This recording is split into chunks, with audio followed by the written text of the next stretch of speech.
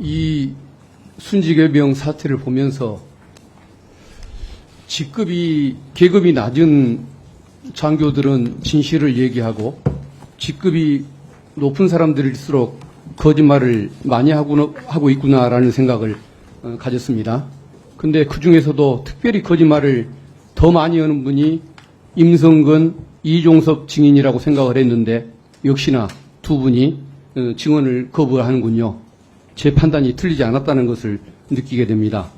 그래서 그 두 분들에게 질문을 하고자 합니다. 먼저 임성근 증인에게 묻습니다. 네. 우리 증인이 법적인 업무상 과실치사 사건에 대한 법적인 책임이 있다는 것에 대해서는 너무도 당연한 것 같지만 그럼에도 불구하고 본인이 그것을 인정을 하지 않고 있기 때문에 오후에 그 점에 대해서 보충 질의 때 신문을 하도록 하겠습니다.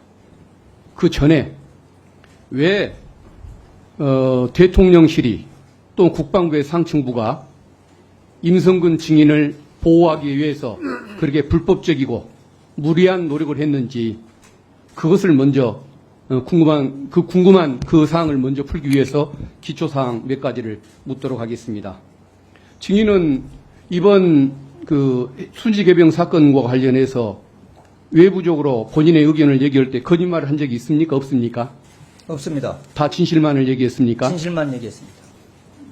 순직해병이 수중에서 구조 작업을 벌이고 있는 그 상황 언제 알았습니까? 사고가 발생한 이후에 탐색 구조 작전이 이루어졌고 언제 알았는지만 얘기해 주십시오. 예, 7월 19일 19시경에 알았습니다. 사고 이후에 알았다 이 말씀이죠? 그렇습니다. 순직해병의 사망 이전에는 수중 작업이 이루어지고 있는 지시를 안 했고 심지어 알지도 못했다고 지금 얘기하는 거죠? 그렇습니다.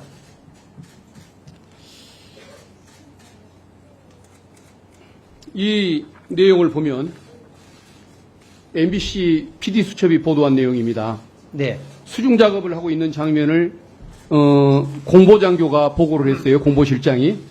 그러니까 증인이 거기에 대해서 훌륭하게 공보활동이 이루어지고 있구나라고 답을 보낸 내용이 나옵니다.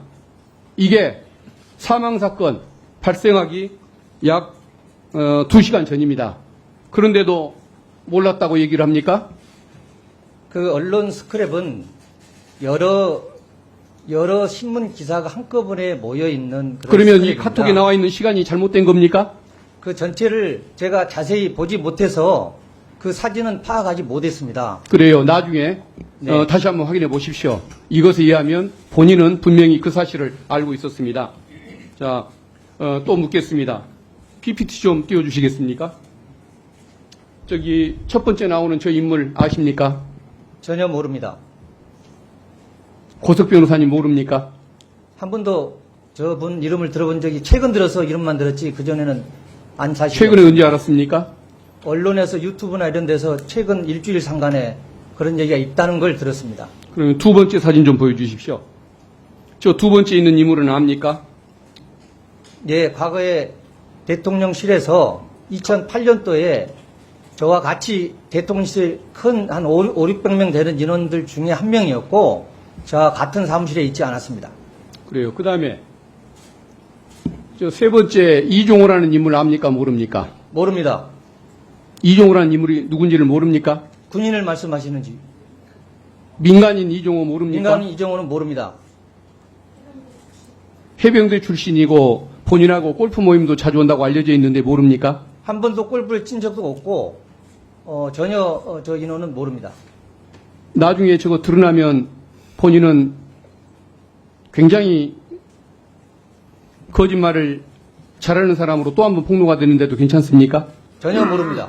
전체 사진 한번 띄워줘 보십시오. 지금 많은 제보 내용이 들어오고 있습니다.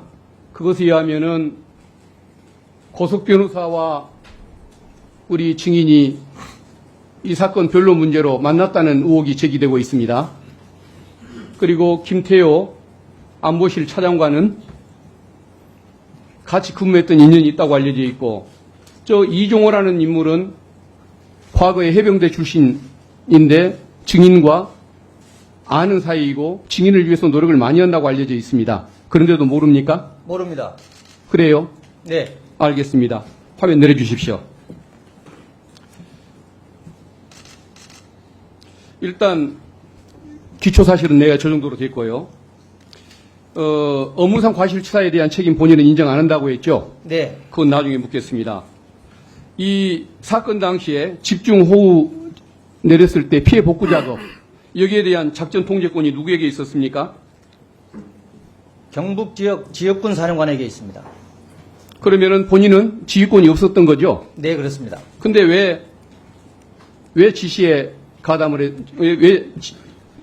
어떤 직원들에게 작전 지시를 내렸습니까?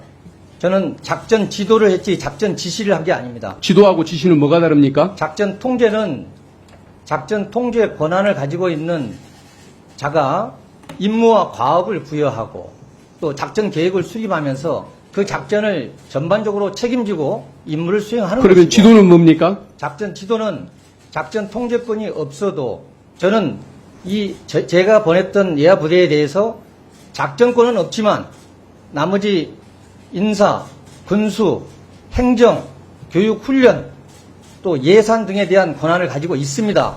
그래서 1,600명을 보내놓고 가서 현장에서 됐습니다. 자, 그러면은 본인은 보니까 부하들의 안전 문제 이것만 빼놓고 홍보와 자세와 복장을 챙겨서 폼내는 문제 이것들에 대해서 집중적으로 끼어들어서 지시를 하고 작업 방법까지 얘기를 하고 여러 가지 지시를 했는데 그게 지시가 아니라고 보는 겁니까? 작전 지도라 하면 지시가 아니고 제가 가지고 있는 노하우와 전술적인 경험을 지도해주고 교육해주는 겁니다. 네. 임성근 증인 네, 답변 태도에 대해서 한 말씀 지적합니다. 뭐 이렇게 당당해요? 국민들에게 좀 공손한 태도로 답변하시고요. 네, 알겠습니다. 그리고 지금 예상대로 지휘 지시가 아니라 지도 운운하는데 다른 의원님들께 죄송하지만 제가 한 말씀 드리지 않을 수가 없습니다. 해병대에서요, 유사한 사건이 발생한 적이 있습니다. 임성근 사령관도 아는 사건입니다. 정말 있잖아요. 양심에 손을 얹고 생각을 해보시기 바랍니다. 2020년 7월 19일 북한 이탈 주민이 해병 2사단의 경계망을 뚫고 강화도 북단 철책을 밑을 통과해 한강하구로 헤엄쳐 월북한 사건이 있었습니다. 이때 작전 통제권은 육군 수도 군단에 있었어요. 그런데도 해병대 사령관은 기꺼이 보직 해임했습니다. 이사단장입니다.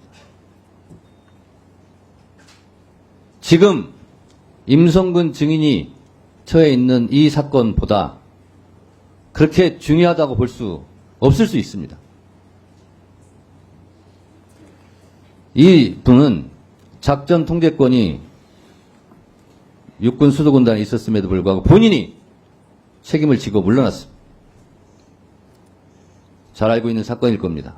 그리고 위원장이 쭉 점검을 하면서 오늘 임성근 증인은 지휘하지 않았습니다. 지시하지 않았습니다. 지도했습니다. 라고 말할 것으로 예측하고 있었어요.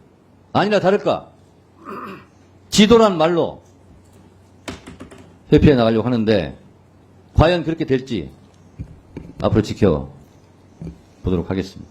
위원장님, 해병 2사단 사건은 저희 사례하고 완전히 틀린 사례입니다. 임성근 증인 네. 경고합니다.